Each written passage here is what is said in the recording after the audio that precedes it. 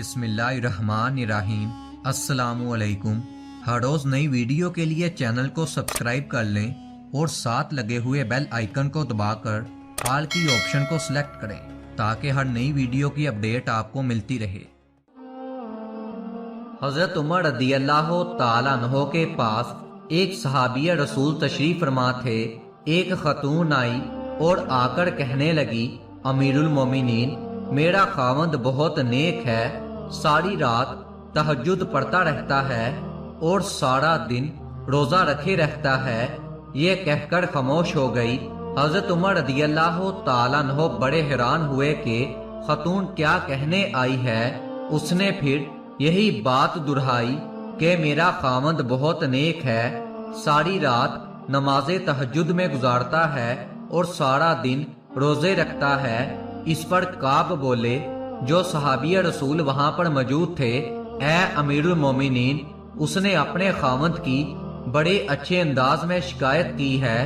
حضرت عمر فاروق رضی اللہ تعالیٰ عنہ نے پوچھا، کیسے شکایت کی؟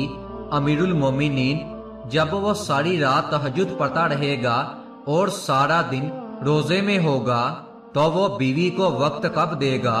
تو کہنے آئی ہے کہ میرا خاوند نیک تو ہے مگر مجھے وقت نہیں دیتا۔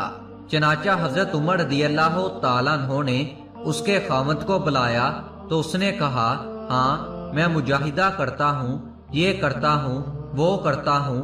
حضرت عمر رضی اللہ تعالیٰ عنہ نے فرمایا، حضرت کعب آپ فیصلہ کریں۔ حضرت کعب نے ان صاحب سے کہا کہ دیکھو، شرعاً تمہارے لیے ضروری ہے کہ تم اپنی بیوی کے ساتھ وقت گزارو، ہنسی خوشی اس کے ساتھ رہو اور کم از کم ہر 3 دن کے بعد اپنی بیوی کے ساتھ رہو۔ خیر وہ میاں بیوی تو چلے گئے تو حضرت عمر نے کعب سے پوچھا، آپ نے یہ شرط کیوں لگائی کہ ہر 3 دن کے بعد بیوی سے ملاپ کرو؟ تو انہوں نے عرض کیا کہ دیکھیں، اللہ رب العزت نے مرد کو زیادہ سے زیادہ 4 شادیوں کی اجازت دی ہے، چنانچہ اگر 4 شادیاں بھی کسی کی ہوں تو 3 دن کے بعد پھر بیوی کا نمبر آتا ہے۔